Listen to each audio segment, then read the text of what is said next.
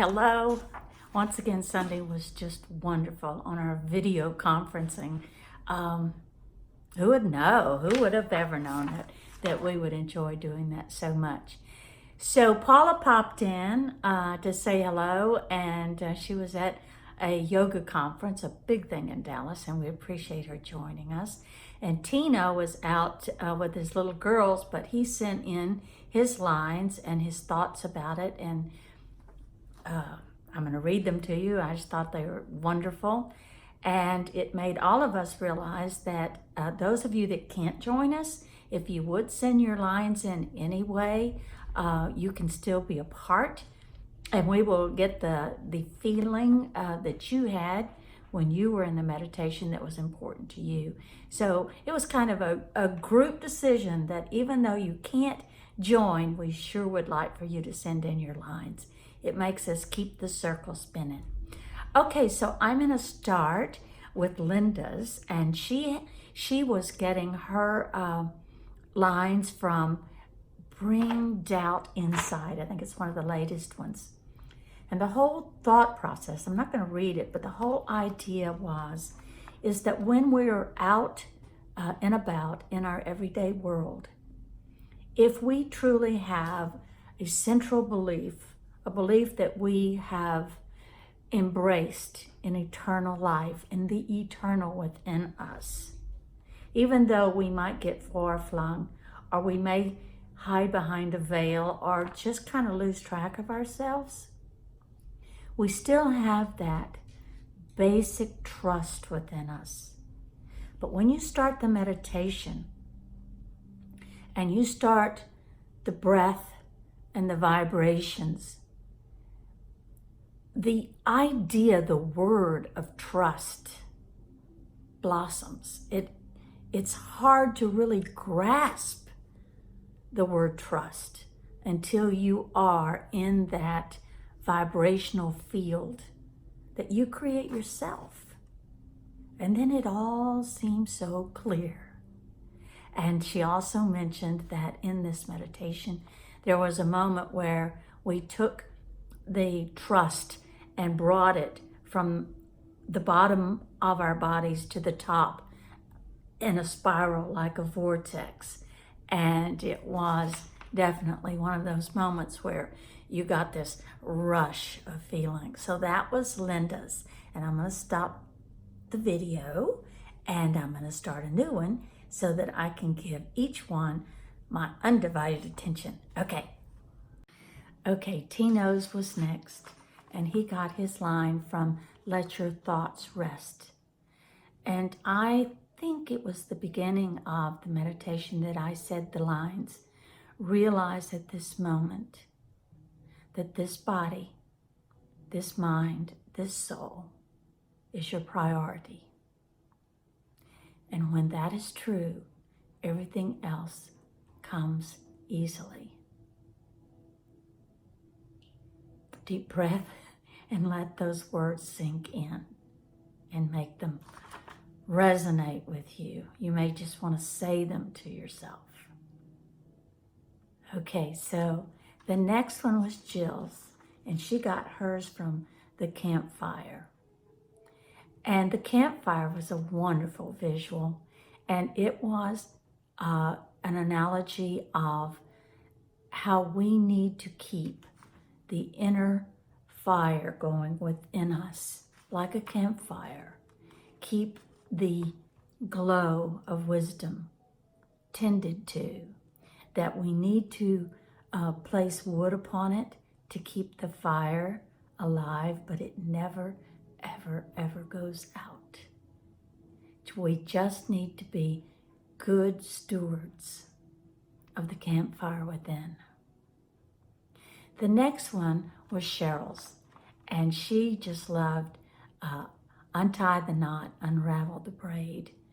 And it truly is a wonderful visual meditation. And what the meditation offered is once you really unravel all of that, untie all that, you have individual strands that have space between them. And we liken this to our own personal characters, that they are not hanging on each other or impeding each other. And more beautifully than that, they're not competing against each other or being critical of each other when you get it all unraveled. And in that meditation, you experience how that feels. And Cheryl went on to say that it reminded her of each one of us in this group and how we all stand as individuals and give each other space and not trying to outdo each other, but supportive and learning. Okay, I'm going to stop this part of the video and do the next one. Okay, so the next one was Lynn's, and she did a beautiful job of expressing how this particular meditation called Challenge meant so much to her. The meditation starts off with some words that we've heard over and over throughout the years, but each time you hear them, it seems to just brings it back to the forefront, and that is this, that when you start thinking, you stop feeling. And our meditations always bring us in to feeling again.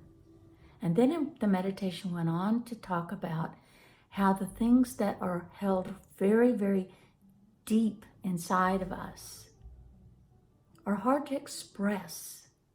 And the huhs that we do help release that energy. And you can almost hear the expression of the huh telling you something about some feeling that you've had. And the s does the same as it weaves its way through whatever we're working on. And the cat-like sound, taking the lid off, I call it, seems to, it says it in the meditation, it's unfinished business, and it seems to bring it up and let it express itself, no matter what its flavor was or how it sounds. And then the E tone takes all those unspoken words and transforms it into energy and brings it into the heart. And I have to read to you what Lynn said, because I don't want to miss a word of it. She said, "To me, this helps verbalize the unexplainable gift of inspiration we get from these meditations." And I just never have heard it said any better than that, because we all leave after these meditations going, oh my gosh.